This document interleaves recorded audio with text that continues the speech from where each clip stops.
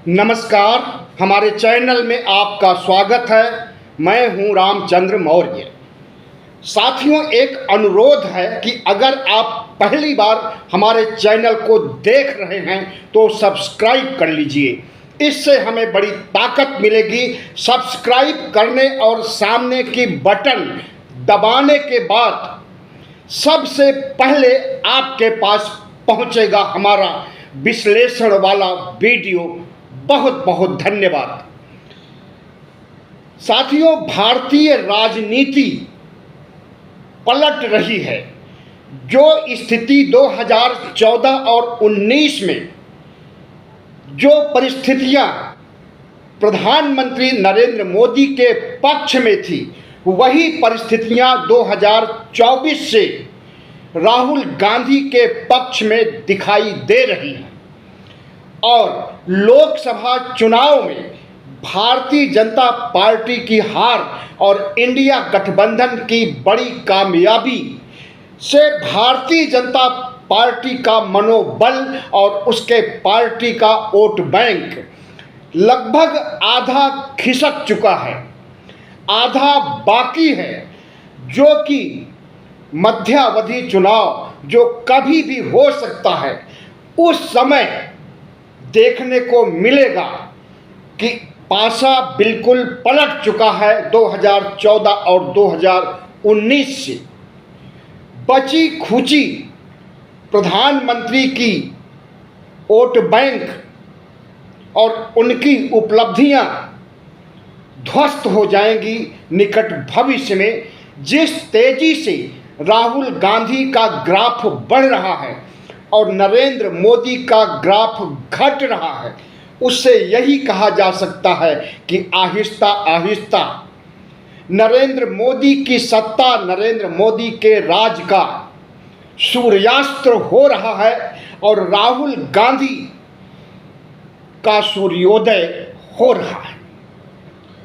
इसे आप अच्छी तरह से समझ सकते हैं कि किस तरह से राहुल गांधी ने संसद से सड़क तक प्रधानमंत्री नरेंद्र मोदी की पार्टी और खास करके उनके कोर मुद्दे, हिंदुत्व के मुद्दे को किस तरह से राहुल गांधी ने संसद से सड़क तक भोथरा किया है और नरेंद्र मोदी को हिंदुत्व की पार्टी और हिंदू धर्म का खलनायक साबित किया है। इसे आपने संसद भवन में देखा होगा, जब उन्होंने शिव की तस्वीर, बुद्ध की तस्वीर, ईसा मसीह की तस्वीर, गुरु नानक और तमाम धर्म के प्रवर्तकों की तस्वीरें साथ में ले करके अभय मुद्रा में उन्हें दिखाया और कहा कि ये सभी धर्म के प्रवर्तक हमें शिक्षा देते हैं, अभय की, डरो नहीं, भय मत करो, न डरो न डराओ। लेकिन भारतीय जनता पार्टी डर और डराने से ही, डराने की राजनीति, नफरत की राजनीति से कामयाबी हासिल की और उसी डर और नफरत की वजह से अब उसे बैकफुट पर आना पड़ा है। भारतीय जनता पार्टी में लोकसभा चुनाव के बाद घमासान मचा हुआ है और यह घमासान सिर्फ अंदरूनी घमासान नहीं है, बल्कि आरएसएस के साथ भी भारतीय जनता पार्टी का टकराव बढ़ गया है। हिंदूवादी शक्तियां अपने आप ही लड़ करके छिन्न भिन्न हो रही हैं। न आरएसएस बीजेपी का साथ देगा और न बीजेपी आरएसएस का साथ देगी, न विश्व हिंदू परिषद बीजेपी का साथ देगा और न हिंदू महासभा आरएसएस का साथ देगा। इस तरह से जितने भी संगठन, हिंदू संगठन हैं और राजनीतिक पार्टी भारतीय जनता पार्टी है, सब आपस में लड़ रहे हैं, टकरा रहे हैं। और इतिहास गवाह है कि जब अंदरूनी लड़ाई बढ़ जाती है, जब अंदरूनी खेमेबाजी बढ़ जाती है, तो उस सत्ता का विनाश हो जाता है। आप चाहे मौर्य काल को देख लीजिए, गुप्त काल को देख लीजिए, और तो और मुगल काल को ही क्यों न देखिए कि अपने आपस की लड़ाई, शासक वर्ग के आपस की लड़ाई ही उन्हें ले डूबी है। आज उसी मोड़ पर भारतीय जनता पार्टी खड़ी है और जिस तरह से तमाम क्षत्रपों को ध्वस्त करने के बाद नरेंद्र मोदी योगी आदित्यनाथ को ध्वस्त कर पाने में नाकाम साबित हो रहे हैं, कमज़ोर साबित हो रहे हैं, उनकी धौंस और उनकी यह चाहत कि अगर कोई क्षत्रप मजबूत हो जाएगा तो वह प्रधानमंत्री की जगह लेने के लिए एक विकल्प बन जाएगा। और नरेंद्र मोदी और शाह कतई नहीं चाहते कि प्रधानमंत्री नरेंद्र मोदी का कोई विकल्प बने। इसी उद्देश्य से शिवराज सिंह चौहान को मध्य प्रदेश के मुख्यमंत्री पद की कुर्सी से हटाया गया, क्योंकि उनका भी 3 टर्म पूरा हो चुका था। इसी तरह से वसुंधरा राजे को राजस्थान से हटाया गया, उनका भी 2 टर्म पूरा हो गया था। इसी तरह से रमन सिंह को छत्तीसगढ़ से हटाया गया। राजस्थान में जो सत्ता लाई गई है, जो शर्मा मुख्यमंत्री बने हैं, आज उन्हें राजस्थान की जनता पहचानती ही नहीं है कि कौन सा शख्स ये है जो मुख्यमंत्री बनकर के राज कर रहा है।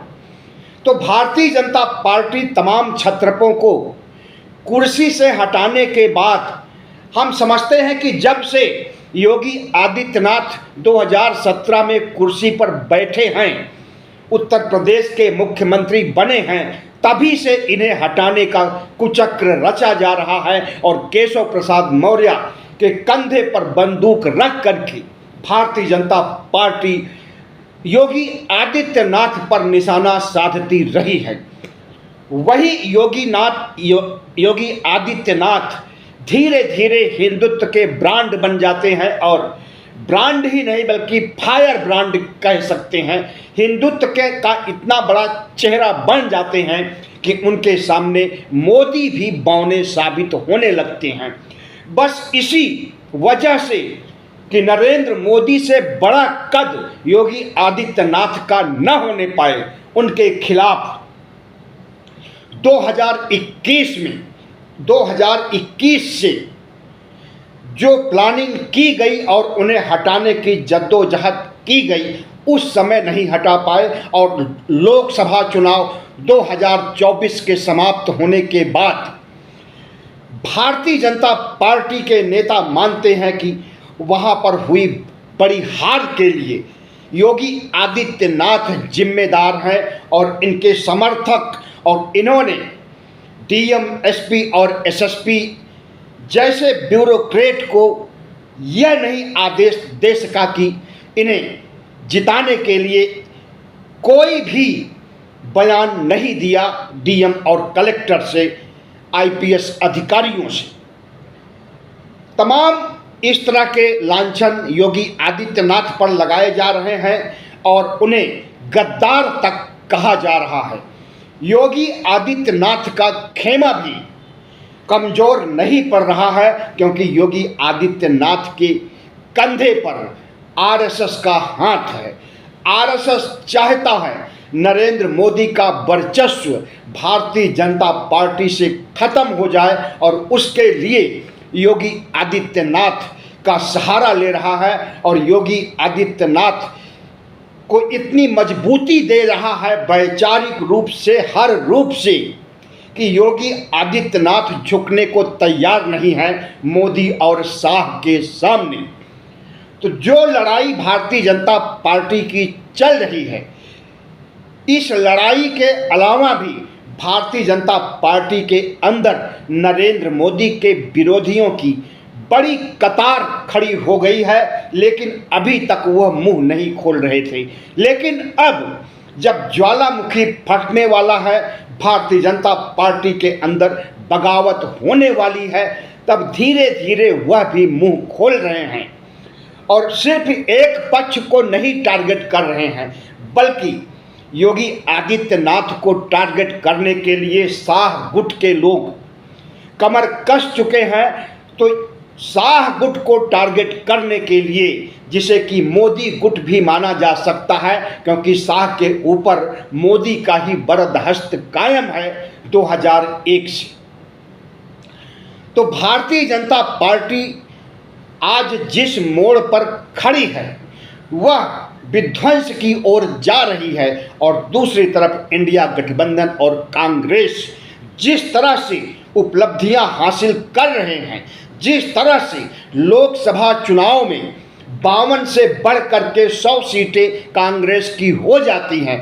और इंडिया गठबंधन के तमाम छत्रप मजबूत हो जाते हैं, चाहे वो ममता बनर्जी हों, चाहे वो अखिलेश यादव हों, चाहे वो तेजस्वी हों, चाहे वो स्टालिन हो, उद्धव ठाकरे, तमाम ऐसे छत्रप इंडिया गठबंधन के इस लोकसभा चुनाव से मजबूत हुए हैं। लेकिन दुर्भाग्य कहिए कि कुछ वोटों से या कुछ सीटों से या कुछ राज्यों में हुई हार से वह 272 के जादुई आंकड़े तक नहीं पहुंच सके हैं। तो इस देश की जनता ने नरेंद्र मोदी को भी सबक सिखाया है और इंडिया गठबंधन को भी सबक सिखाया है कि अगर एकता नहीं होगी विपक्ष में तो यह कभी कामयाब नहीं हो सकता। और नरेंद्र मोदी को सबक सिखाया है कि जिस तरह से अहंकारी तानाशाही रवैया और ठसक के साथ आप राज करना चाहते हैं 2014 से 19 तक, जिस तरह से तानाशाही और अहंकार का परिचय देते हुए विपक्ष का खात्मा करने और भ्रष्टाचार के नाम पर विपक्षियों को जेल भेजने और वही भ्रष्टाचारी जब आपकी पार्टी में आने को तैयार हो जाते हैं तो उनके खिलाफ कोई कार्रवाई न करने कि जद्दोजहद को इस देश की जनता अच्छी तरह से देख और समझ रही है और उसी के हिसाब से उसने वोट किया है। दोनों को चोट पहुंचाया है इस देश की जनता ने, दोनों पार्टियों, दोनों गठबंधनों को, और दोनों का अहंकार चूर चूर किया है। कोई भी पार्टी नहीं कह सकती कि हमारी बड़ी जीत हुई है और कोई भी पार्टी यह भी नहीं कह सकती कि हमारी हार हुई है। तो इस देश के विवेकशील धैर्यवान मतदाताओं ने जिस तरह से फैसला सुनाया है उसका एक ही संदेश जाता है, वह यह है कि नरेंद्र मोदी सतर्क हो जाइए वरना आप जाने वाले हो। और राहुल गांधी और इंडिया के लिए यह संदेश है कि अगर एकता नहीं होगी, अगर एक दूसरे की टांग खिंचाई नहीं होगी तो नरेंद्र मोदी का सामना कभी नहीं कर पाओगे। इस तरह से इस देश के मतदाताओं ने दोनों पार्टियों को सबक सिखाया है, लेकिन भारतीय जनता पार्टी इस चीज को मानने के लिए तैयार नहीं है। नरेंद्र मोदी उसी ठसक के साथ, उसी अहंकार और उसी तानाशाही रवैये के साथ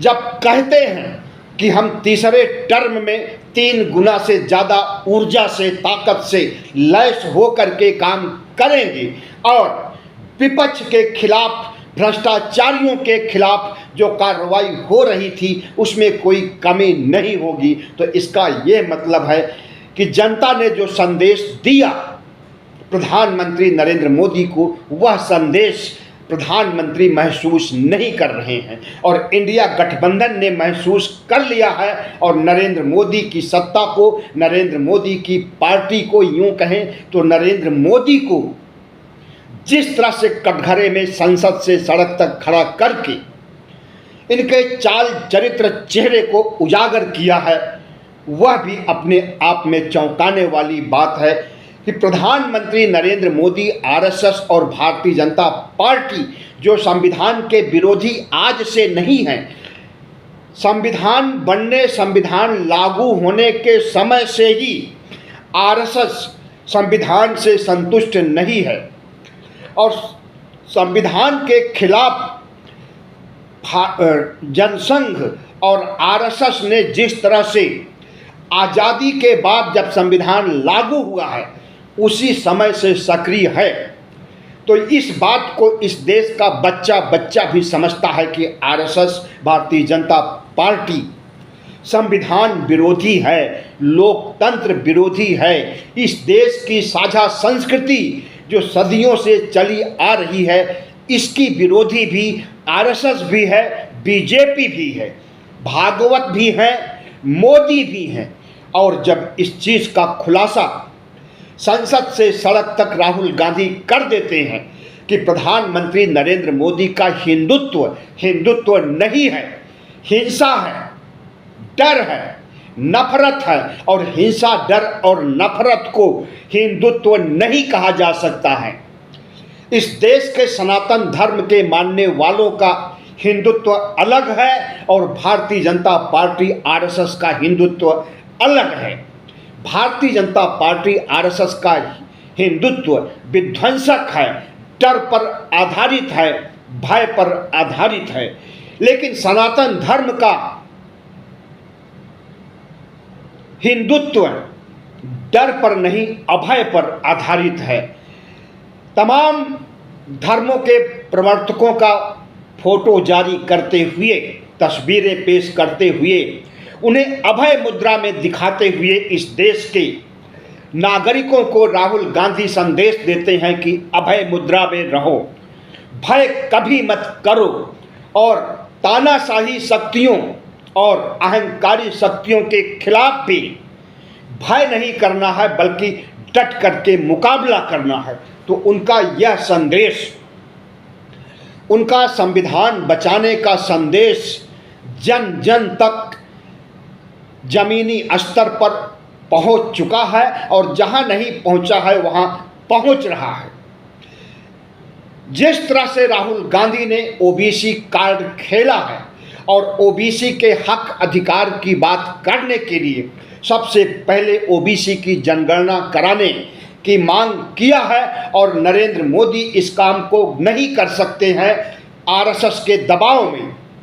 इसलिए नरेंद्र मोदी बैकफुट पर आ गए हैं, और ओबीसी का भी वोट उन्हें जो 44% 2019 में मिला था, वह भी आधे से अधिक घट गया है। जाहिर है कि ओबीसी के वोट बैंक पर कांग्रेस और इंडिया गठबंधन की पकड़ बढ़ रही है, और जिसकी पकड़ बढ़ जाती है ओबीसी वोट बैंक पर, उसी की सत्ता बनती है केंद्र में। क्योंकि ओबीसी इस देश में लगभग 60% है। बिहार में हुए जातीय जनगणना से साबित हो चुका है कि जब बिहार की आबादी ओबीसी की 63% हो सकती है, तो पूरे देश में ओबीसी की आबादी 60% से कम नहीं होगी। भले ही नरेंद्र मोदी और आरएसएस के लोग ओबीसी की जनगणना न कराएं, लेकिन अब ओबीसी को उसकी जनसंख्या का पता चल चुका है। हाथी को अपने कद का पता चल चुका है। अभी तक हाथी को पता नहीं था कि वह शेर से बड़ा होता है, लेकिन जब हाथी को पता चल गया है कि शेर उससे बौना होता है, छोटा होता है, तो शेर को परास्त करने नरेंद्र मोदी बीजेपी और आरएसएस को परास्त करने में वक्त नहीं लगेगा निकट भविष्य में। चाहे वो मध्यावधि चुनाव हो, चाहे वह 2029 का चुनाव हो, चाहे वो उत्तर प्रदेश में तत्काल होने जा रहे उपचुनाव हो, चाहे वो तमाम राज्यों में होने वाले चुनाव हो, हर जगह नरेंद्र मोदी की हार होने जा रही है। इसी 2024 में हरियाणा, महाराष्ट्र और झारखंड में चुनाव होने वाला है। वहां पर पता चल जाएगा कि भारतीय जनता पार्टी लोकसभा चुनाव के बाद कमजोर हो रही है या मजबूत हो रही है। हमें तो लगता है कि इन 3 राज्यों से ही भारतीय जनता पार्टी के हार की शुरुआत, और भारतीय जनता पार्टी को भारत मुक्त होने की उल्टी गिनती शुरू हो जाएगी। क्योंकि इन राज्यों में जिस तरह से विपक्ष को खत्म करने, वो चाहे झारखंड के मुख्यमंत्री को जेल में डालने, आदिवासी समाज को अपमानित करने और अरविंद केजरीवाल जैसे मुख्यमंत्री को, जो कि निर्दोष हैं, अदालत ने साबित कर दिया है कि अरविंद केजरीवाल निर्दोष हैं, ऐसे लोगों को जेल में डालने और सियासी बदला चुकाने और उस पार्टी को ख़त्म कर देने, तोड़ देने की नीयत रखने वाले नरेंद्र मोदी अच्छी तरह से हमाम में नंगे हो चुके हैं। तो प्रधानमंत्री नरेंद्र मोदी जिस तरह से आंधी की तरह 2014 में पूरे देश में छा गए थे, उसी तरह 2024 के बाद तूफान की तरह नरेंद्र मोदी का सफाया होने वाला है। और यह सफाया होने वाले तमाम राज्यों के चुनाव से साबित हो जाएगा, क्योंकि अभी अभी जो उपचुनाव संपन्न हुआ है उसमें भारतीय जनता पार्टी का सुपड़ा साफ हो गया है। 7 राज्यों में 13 सीटों पर विधानसभा के चुनाव हुए, जिसमें सिर्फ और सिर्फ 2 सीट भारतीय जनता पार्टी को मिलती है। इसी से अंदाजा लगाया जा सकता है कि नरेंद्र मोदी का निकट भविष्य में किस तरह से सफाया होने जा रहा है। और जिस तरह से महाराष्ट्र में शिवसेना को तोड़ करके, एनसीपी को तोड़ करके जिस तरह की गंध मचाई प्रधानमंत्री नरेंद्र मोदी ने, उसका उन्हें खामियाजा मिल चुका है लोकसभा चुनाव में। और तुरंत होने जा रहे विधानसभा चुनाव में भी भारतीय जनता पार्टी का सुपड़ा साफ होने वाला है। झारखंड में पहले से ही आदिवासी सरकार है और शिबू सोरेन के बेटे हेमंत सोरेन राज कर रहे हैं। और जिस ठसक के साथ नरेंद्र मोदी ने निर्दोष सोरेन को जेल भेजा और जेल से छूट करके वो आ गए और फिर से मुख्यमंत्री पद संभाल लिए हैं, और पूरे झारखंड में घूम घूम करके नरेंद्र मोदी को खलनायक बता रहे हैं, आदिवासियों का विरोधी बता रहे हैं। इससे यही लगता है कि भारतीय जनता पार्टी को जो सीटें वहाँ पर 2019 में मिली थी, 2020 में मिली थी, वह सीटें भी नहीं मिलने वाली। इस तरह से भारतीय जनता पार्टी का सफाया हो रहा है। और भारतीय जनता पार्टी को पता चल भी गया है कि उसकी ताकत कहीं लुप्त हो गई है और राहुल गांधी के बढ़ते कद ने उसकी ताकत को हवा हवाई कर दिया है। और अब भारतीय जनता पार्टी अपने को असहाय महसूस कर रही है। उसे डर लग रहा है कि अगर उसे सत्ता से जाना पड़ेगा तो गुजरात नहीं जाना पड़ेगा। जितने कुकर्म किए हैं नरेंद्र मोदी और शाह, सीधे तिहाड़ जाना पड़ेगा इन्हें, क्योंकि जिस तरह से इन्होंने विपक्ष को तंग किया है, जिस तरह से निर्दोष विपक्ष को दोषी साबित करने का कुछ से प्रयास किया है, वह विपक्ष भी इस तरह से नरेंद्र मोदी से बदला चुकाएगा कि जितने कुकर्म इनके हैं, हिरेन पांड्या से लेकर के सीबीआई जज लोया तक जितनी मौतें हुई हैं और जिस तरह से तमाम अदालतों में इनके मुकदमे हटा दिए गए हैं, उनको फिर से खोल करके फिर से सुनवाई करके इन्हें दंडित करके जेल भेजने का काम इंडिया गठबंधन के नेता करेंगे। तो जिस ठसक के साथ प्रधानमंत्री नरेंद्र मोदी ने विपक्ष को खत्म करने और विपक्ष को समाप्त करने, कांग्रेस को भारत मुक्त करने का काम किया था, तो वही इनके ऊपर भी लागू होगा और इसकी आहट इन्हें मिल गई है। इसीलिए संसद में गृह मंत्री अमित शाह ओम बिरला से कहते हैं कि हमें बचा लीजिए, हमें संरक्षण दीजिए, हमारी रक्षा कीजिए। इतने असहाय अपने को महसूस करने लगे हैं कि ओम बिरला से इन्हें संरक्षण मांगना पड़ रहा है। भारतीय जनता पार्टी के बारे में जाना जाएगा, इतिहास जब लिखा जाएगा कि यह एक ऐसी पार्टी है जो हिंदुत्व की विरोधी है, मुसलमानों की विरोधी है, संविधान की विरोधी है, लोकतंत्र की विरोधी है। और इस बात के लिए ताजुब किया जाएगा कि कैसे इसने 10 साल तक राज कर लिया।